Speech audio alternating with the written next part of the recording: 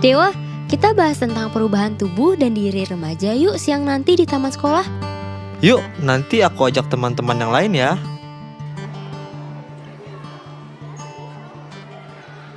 Kita mau bahas apa sih? Tentang tubuh, penyakit, COVID, atau apa, Cak?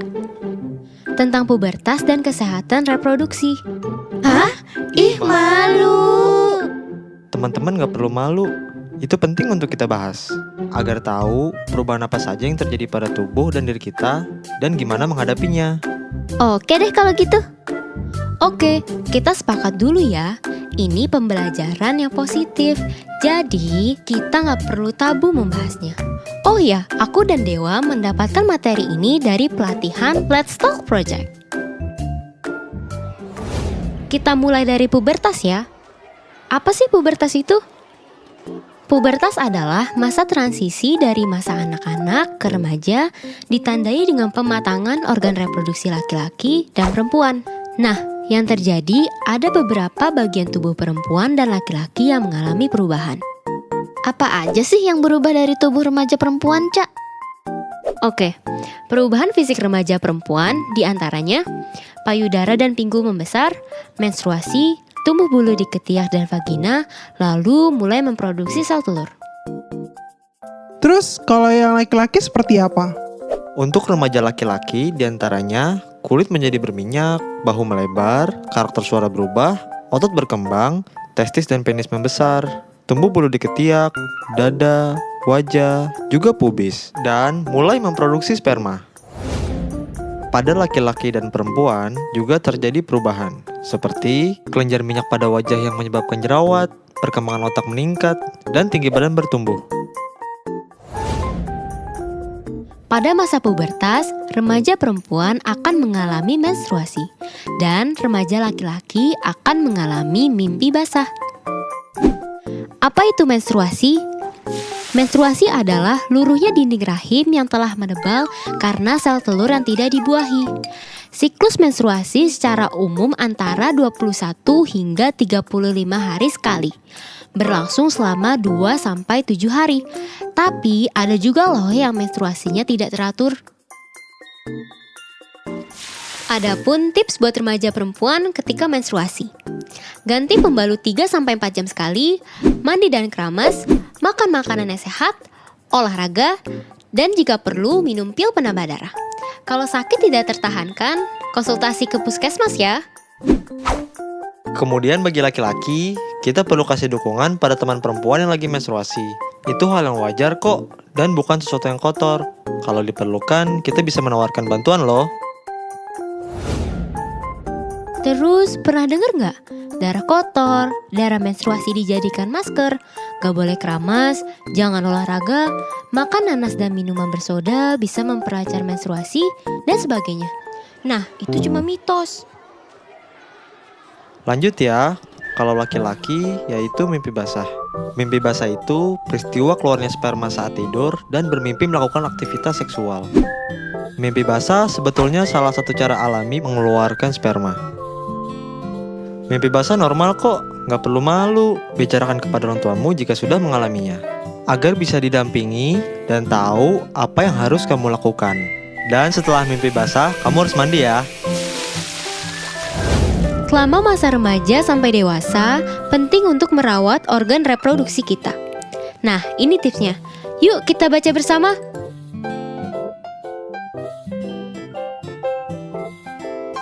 Pada masa pubertas, ada juga loh yang berubah di dalam diri kita. Di antaranya,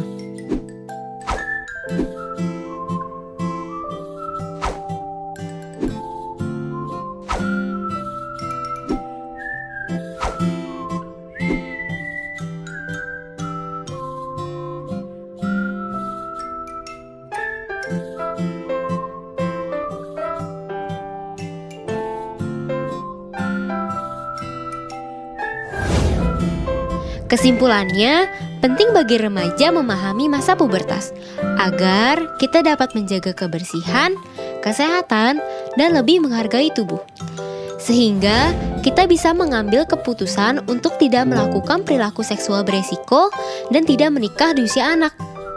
Kita harus ingat ya, berbagai perubahan yang terjadi di tubuh dan diri kita itu hal yang normal. Yuk sayangi diri dan tubuh kita dan hindari perilaku beresiko.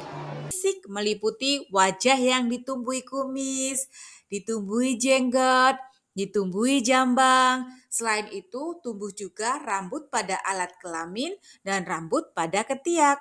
Badan kelihatan lebih kekar dan berotot, tumbuh jakun, dan suaranya terdengar lebih berat.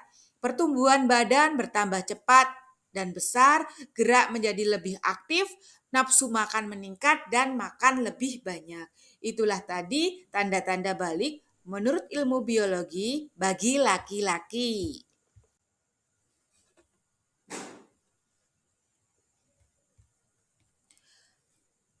Setelah anak-anak tadi belajar tentang tanda-tanda balik bagi perempuan laki-laki, maka sekarang kita akan belajar tentang tanda-tanda balik menurut ilmu biologi bagi perempuan. Perkembangan pada perempuan dipengaruhi oleh hormon estrogen dan progesteron. Hormon ini berguna untuk memantapkan ovum dan mengatur perkembangan seksual sekunder. Hal ini ditandai dengan perubahan fisik pada perempuan. Perubahan itu antara lain terjadi pada pinggul dan payudara yang mulai membesar, tumbuh rambut pada alat kelamin dan ketiak. Hormon estrogen juga menyebabkan kulit perempuan lebih halus dibanding laki-laki. Selain itu, perempuan juga akan mengalami menstruasi atau haid.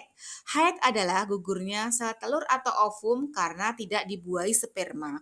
Bersama dengan lapisan dinding rahim, peristiwa ini ditandai dengan keluarnya darah melalui alat kelamin perempuan. Haid biasanya terjadi setiap 28 hari sekali. Jadi, kalau terjadi seperti itu, anak-anak tidak usah panik karena itu adalah alamiah. Setelah anak-anak belajar tentang pengertian balik, anak-anak juga telah belajar tentang tanda-tanda balik menurut ilmu fikih dan ilmu biologi. Maka sekarang anak-anak akan belajar tentang bagaimana kewajiban anak-anak setelah usia balik itu sendiri. Bila kalian telah mengalami tanda-tanda balik, berarti kalian telah disebut mukalaf. Mukalaf artinya orang dewasa yang wajib menjalankan hukum agama. Semua aturan agama wajib kalian indahkan. Aturan dalam agama, dalam akidah keimanan, ibadah, dan akhlak, seluruh perbuatan tersebut akan dibalas oleh Allah Subhanahu wa Ta'ala. Amal baik mendapat pahala dan amal buruk akan mendapatkan dosa.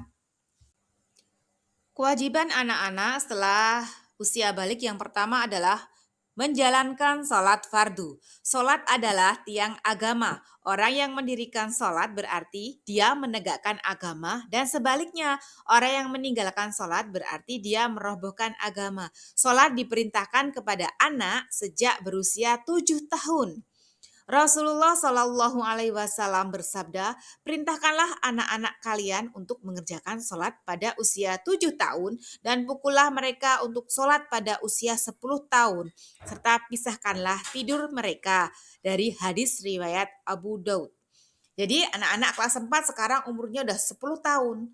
Jadi anak-anak sudah harus wajib menjalankan sholat fardu itu sendiri.